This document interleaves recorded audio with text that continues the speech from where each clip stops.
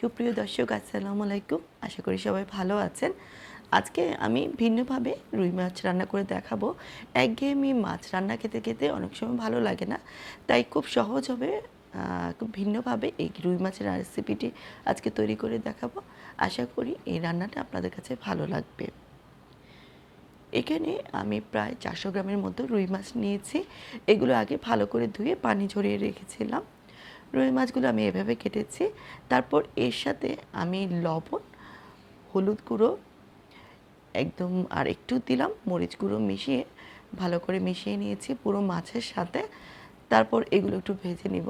একটু ভালো করে পুরো মাছের সাথে মিশিয়ে নিলে পুরো মাছের তখন ওই ভাজার পরে কালারটা কিন্তু ভালো আসে।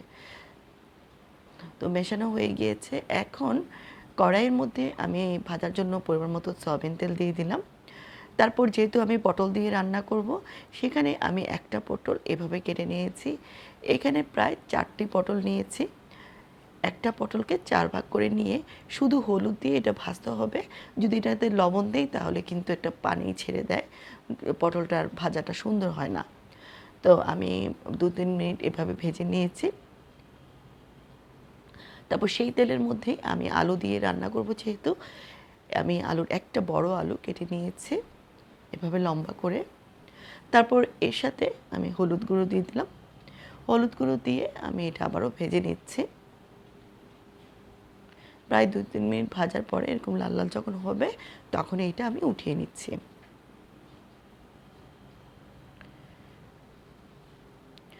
তারপরে এই তেলের মধ্যে আমি যে মাছগুলো মাখিয়ে রেখেছিলাম সেগুলো ভেজে নিচ্ছি।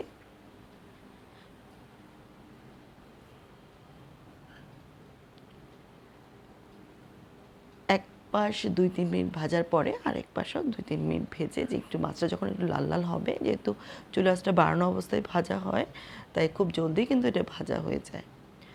তো আমার এটা ভাজা হয়েছে। তারপর এর সাথে আরও 1 টেবিল চামচ সয়াবিন তেল দিয়ে তার সাথে দুটো পেঁয়াজ আমি কুচি করে রেখেছি আর একটু কাঁচামরিচ দিয়ে এটা ভেজে নেব। পেঁয়াজটা আসলে কাঁচামরিচ দিলে কিন্তু যে ফ্লেভারটা এটা অনেক ভালো আসে প্রথমে দিলে। তারপর এর সাথে রসুন বাটা 1 চা চামচ পরিমাণ, আর হচ্ছে গিয়ে আদা বাটা একটু 1/2 চা চামচ পরিমাণ। মশলা আমি একটু ভালো করে কষিয়ে নিয়ে তার মধ্যে কিছু গুঁড়া মশলা দিয়ে দিলাম। এখানে হলুদ গুঁড়ো দিয়ে দিলাম প্রায় 1/2 চা চামচ পরিমাণ, মরিচ গুঁড়া 1/2 চা চামচের চেয়ে বেশি আমি আমার স্বাদ মতো মরিচ গুঁড়া দিয়েছি। তারপরে এই রসুন আর আদার সাথে একটু মশলাটা ভালো করে কষিয়ে নিয়ে তাতে লবণ দিলাম। মশলাটা যেন পুড়ে না যায়, তারপরে এর সাথে আমি একটু পানি দিয়ে দিব। পানি দিয়ে আমি মশলাটা একটু ভালো করে কষিয়ে নিচ্ছি।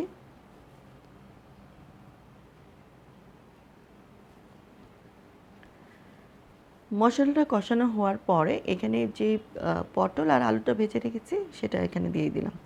দিয়ে আমি আবারও একটু পটল আর আলুটা এটার সাথে একটু কষিয়ে নেব।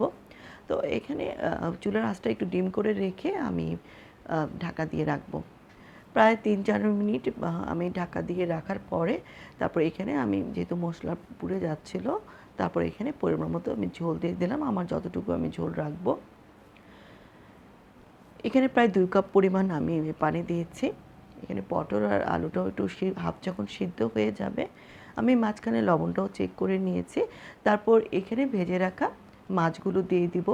আর সবচেয়ে গুরুত্বপূর্ণ একটা জিনিস দেব, সেটা হচ্ছে গিয়ে সরিষা বাটা।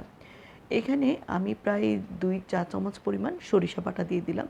এই সরিষা বাটা দেওয়ার পরে এই মাছের টেস্টটা অনেক ভালো হয়। খুব মানে যারাও মাছ খায় না তারাও খাবে আশা করি। তো সরিষা বাটা দেওয়ার পরে আমি এখানে একটু ঢাকা দিয়ে রাখবো।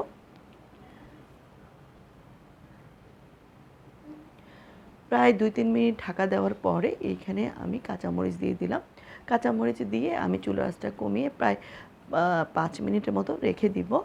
তারপর আমি বাগার দেওয়ার জন্য একটা ফ্রাই প্যানের মধ্যে আমি প্রায় 2 টেবিল চামচ সয়াবিন তেল দিয়ে তাতে 1 চা চামচ পরিমাণ দিয়ে দিলাম কালি জিরা। তো কালি জিরাটা দেওয়ার পরে অল্প কিছুক্ষণ ভেজে নেব। এটা আবার বেশি ভাজলে অনেক সময় পুড়ে যায়। সাথে আর অন্য কিছু দিচ্ছি না। তারপর ওই যে রান্না করা মাছের উপরে আমি এই কালি জিরাটা দিয়ে দিলাম। চুলা আঁচটা কিন্তু কমানো আছে। তারপর হচ্ছে গিয়ে আমি মাছের সাথে কালি জিরাটা পুরোটা মিশিয়ে তারপরে আমি চুলাটা বন্ধ করে দিব। হয়ে গেল খুব মজার কালিজিরার সাথে পটল, আলু আর রুই মাছ দিয়ে রান্নাটা অসম্ভব সুস্বাদু হয়। আশা করি এই হেলদি রুই মাছের রান্নাটা আপনাদের কাছে ভালো লেগেছে। বাসায় যদি এটা তৈরি করে থাকেন তাহলে আমার কমেন্ট বক্সে জানাবেন আপনাদেরটা কেমন লেগেছে। সবাই ভালো থাকবেন। আল্লাহ হাফিজ।